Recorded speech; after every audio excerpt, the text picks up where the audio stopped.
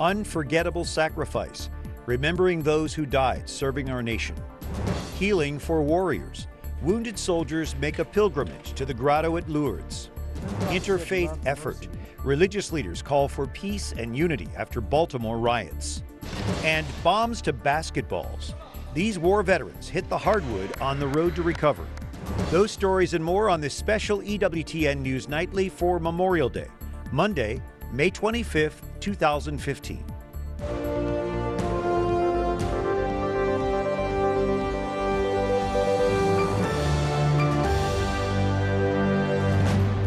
Good evening. Thank you for joining us. I'm Brian Patrick with our EWTN News Nightly Memorial Day special. Today, we honor the courageous men and women who have died serving our nation. Originally called Decoration Day, Memorial Day is now observed on this last Monday in May. On this Memorial Day 2015, it's an honor to be joined by Kansas Republican Tim Huelskamp from Capitol Hill. Congressman Huelskamp serving on the Veterans Affairs Committee. And Congressman, on this Memorial Day, how would you suggest we honor those who have died for the cause of freedom? There are many ways to honor our brave veterans. First of all, as a Catholic, we need to keep them and their families and their souls in our prayers. And additionally, we need to remember their sacrifices and honor those sacrifices and make certain our children and grandchildren recognize the tremendous sacrifices they've made in defense of liberty here in this country. I know many people will attend Mass at cemeteries today. Many dioceses have those throughout the country. I wonder, how does your Catholic faith inform the work that you do there in Congress, and especially in the Veterans Affairs Committee, the work that you do to continually try to improve the lives of American veterans? Well, we spend tremendous amounts of time and money in this country. In our federal government, we have hundreds of thousands of employees. But the principle I think we need to employ in the VA and throughout our federal government is the principle of subsidiarity.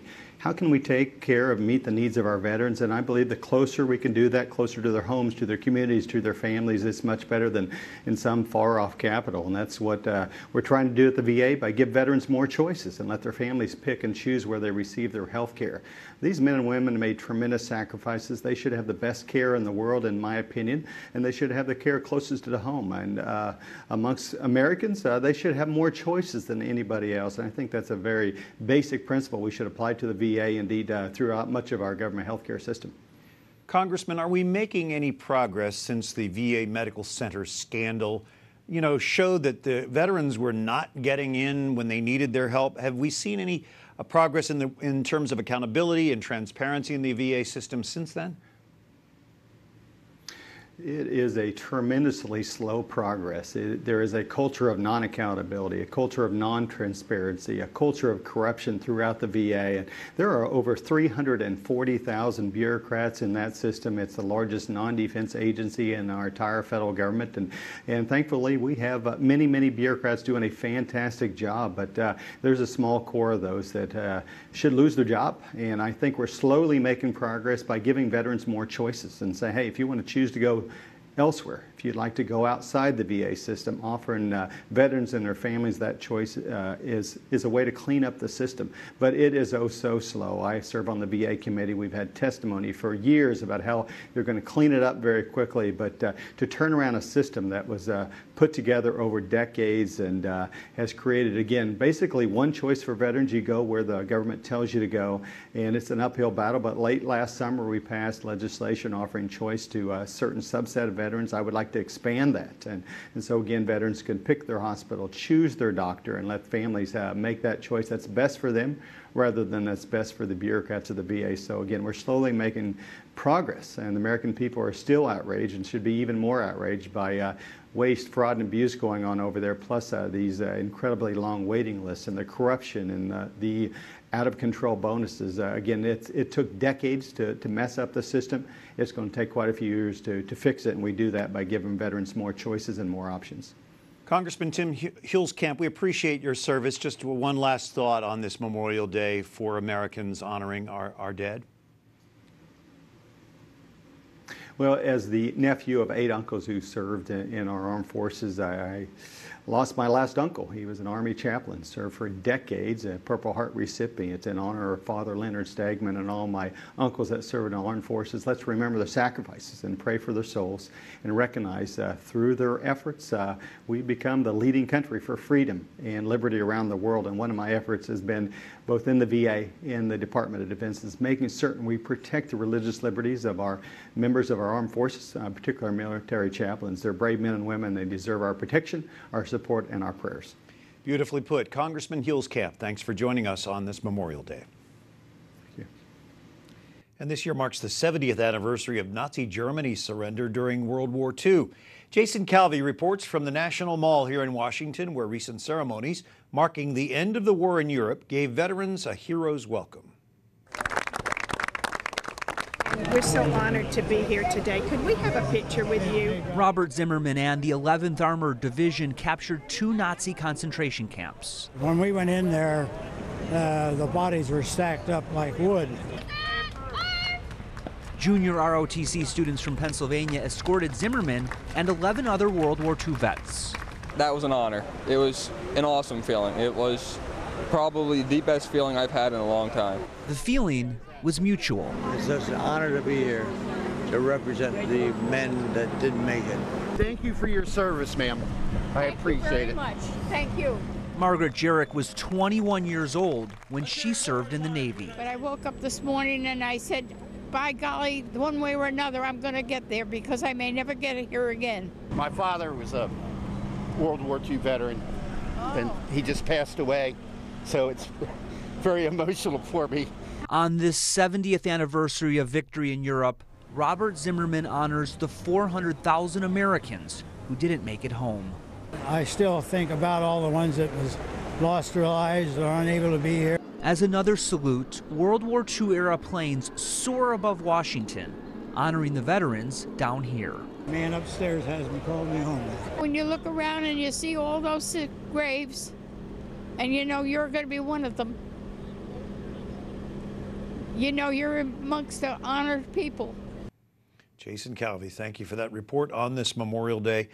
Many men and women returning from combat suffer from PTSD, post-traumatic stress disorder.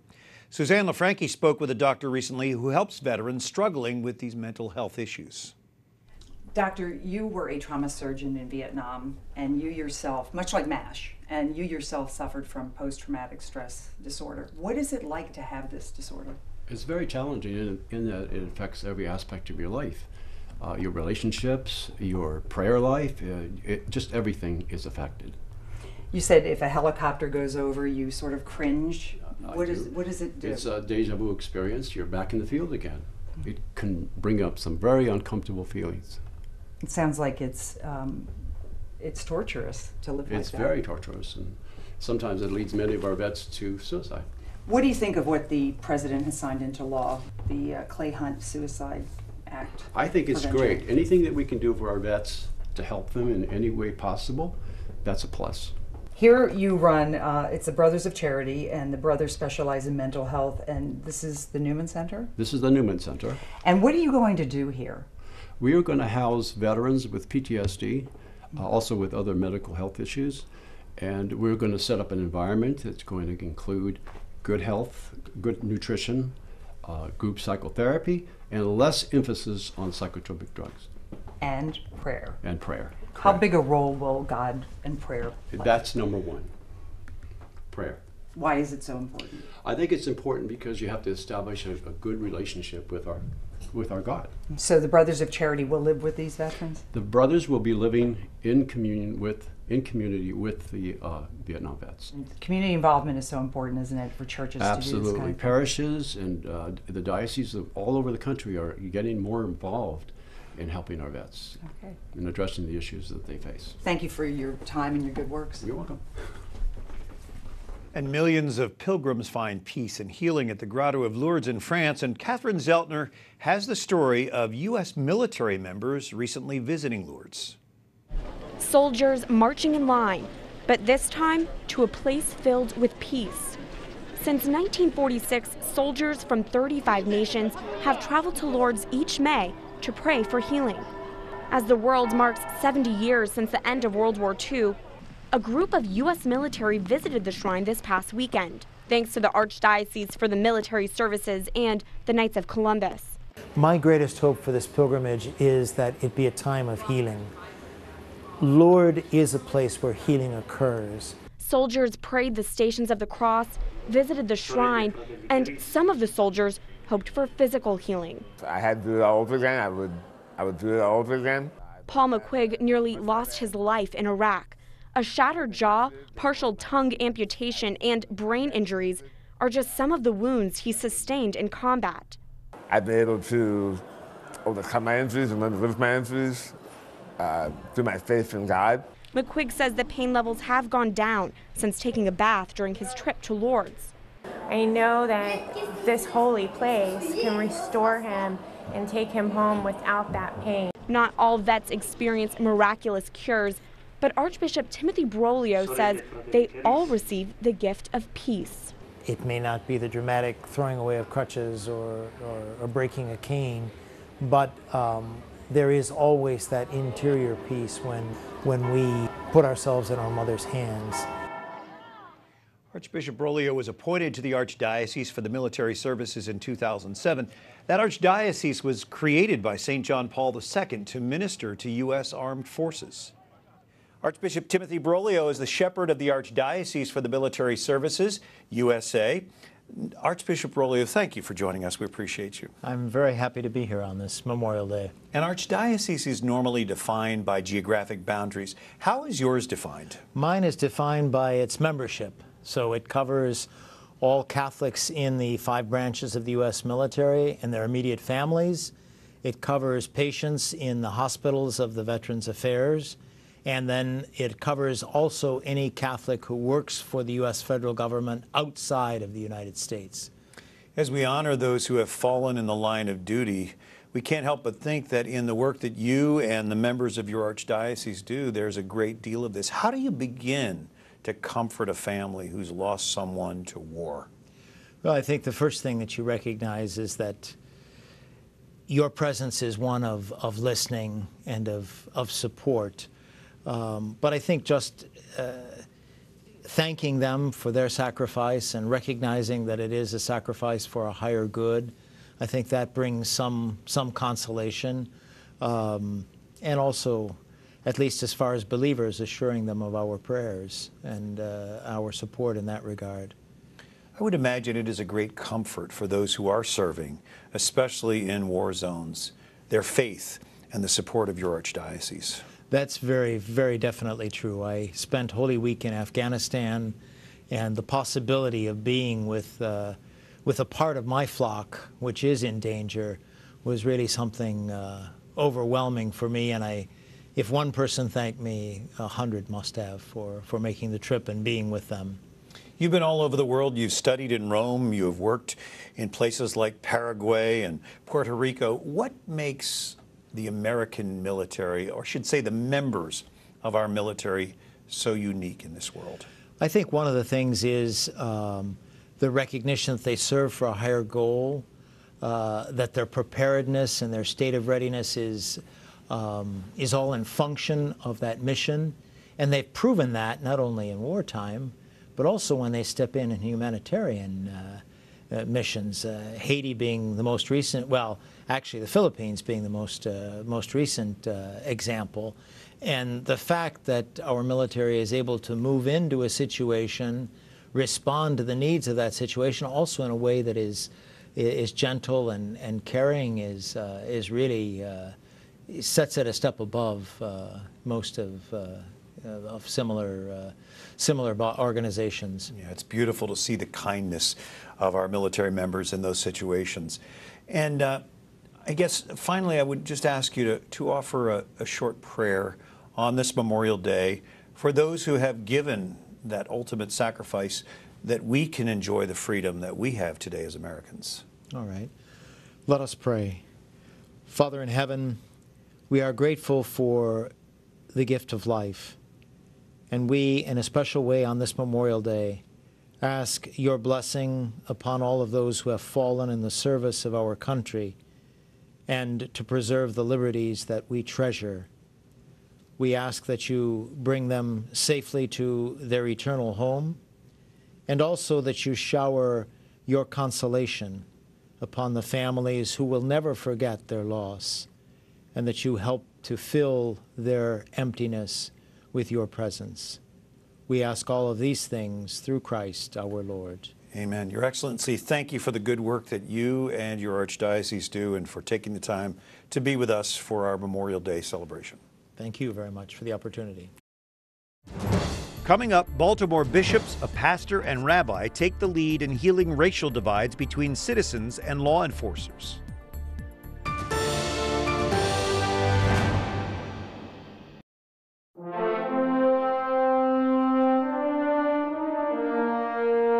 Memorial Day 2015. Thank you for joining us for this special edition of EWTN News Nightly. I'm Brian Patrick. Ferguson, New York, North Charleston, Baltimore. The year has been marked by growing tensions between police and members of various communities. A questionable arrest, rough treatment, a fatal injury, and a funeral ignite a powder keg in Baltimore. Riots erupt after Freddie Gray died from an injury he suffered in the back of a police van. 6 officers are immediately suspended and later indicted as faith leaders take the lead in making peace. On Thursday, the 30th of April, you're watching EWTN News Nightly. I'm Brian Patrick. We're in historic St. Peter Claver Church in Sandtown, Winchester, a neighborhood of Baltimore, not very far from where Freddie Gray was arrested. There's been a lot of tension here, and we are blessed to have a great panel of interfaith leaders from the Baltimore area. We thank you all for coming, and I just want to ask each of you, what can we do as a people of faith to address these underlying issues, the tensions that have boiled over recently here in Baltimore and in other cities? Brian, I think the key word there is underlying issues. We can help to make sure that we address the root causes, not just the symptoms of what we have seen in Baltimore this past week.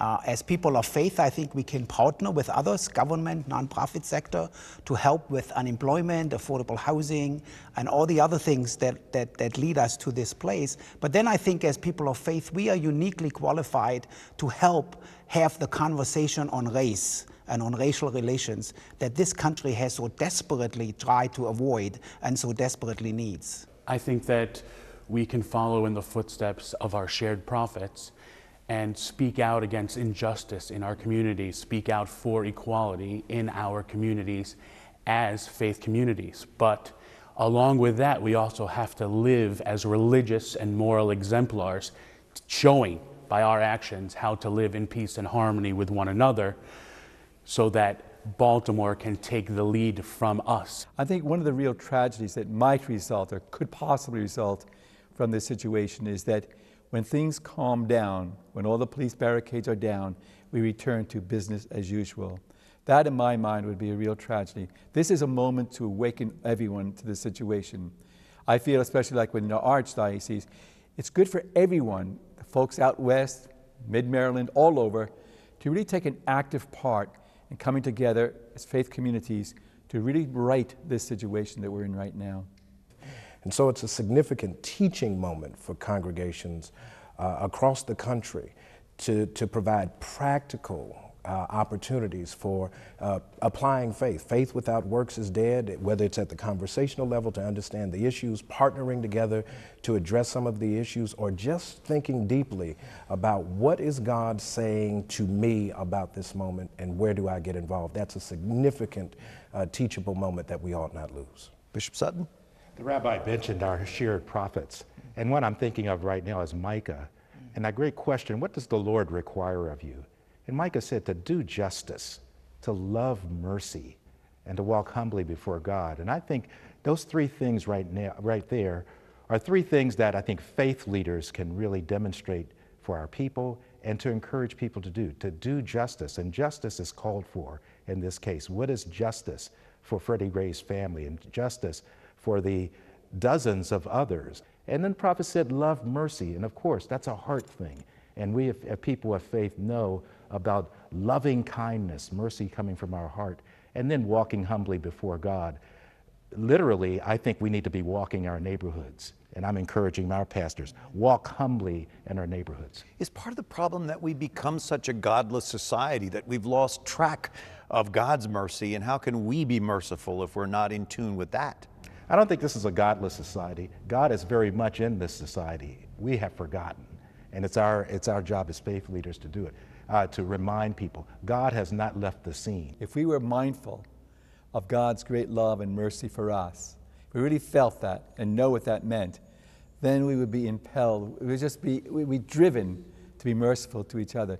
We would not allow people to live in these substandard conditions that they live in today. It would be something that we just could not tolerate if we really felt God's mercy and then let that mercy extend to our communities. I get the sense that something good can come out of this. Would you agree? Yeah, I would agree. Judaism believes that the gates of redemption are always open. And so the message for us is that it's never too late. Regardless of our history, regardless of how it's always been done, it's never too late to make it better. And now is the time to make it better. If something good does not come out of this, it is going to be the clearest testament against the works of faith communities across this country that we have squandered an opportunity to be practical demonstrators of God's love in the world in times of crisis. Something must come out of this that is good for people to know that God still loves them. I think the eyes of the world are on Baltimore right now. And I think we should deal with the issues that we have to deal with now in an exemplary way that can help other communities. It shouldn't be Baltimore this week and another city next week and so on. I think that we should lead there as well. That what we do here is very important for our community and for the wider community of our nation.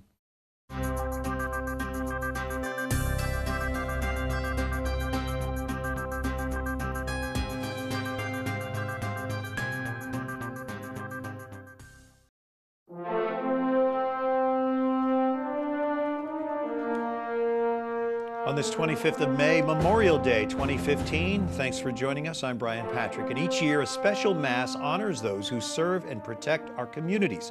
Jason Calvi takes us to this year's Blue Mass here in D.C.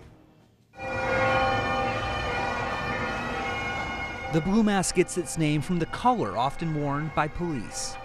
But this year, the police are facing scrutiny and some high-profile deaths. Unfortunately, there may be a few bad apples, but that in no way is a reflection on the mass of police officers and law enforcement personnel. They leave home each day with the possibility they won't return. The National Law Enforcement Officers Memorial Fund says 117 officers died in the line of duty last year. Just yesterday, a New York police officer passed away after being shot in the head. Faith plays a big role in what we do. I think without faith, you quit, you give up, and you get discouraged. So many law enforcement organizations are based right here in Washington, D.C., whether it's Border Patrol, the FBI, and the Secret Service. And many top brass came out today to pray. The head of the Secret Service led the intercessions. Monsignor Sal Criscolo has been a police chaplain for 27 years. You're bringing God to all situations, sometimes on the streets, sometimes in firehouses, police cars, police stations, gatherings, parades. The Blue Mass kicks off Police Week, which is aimed at honoring fallen officers. Jason Calvi, EWTN News Nightly. Thank you, Jason.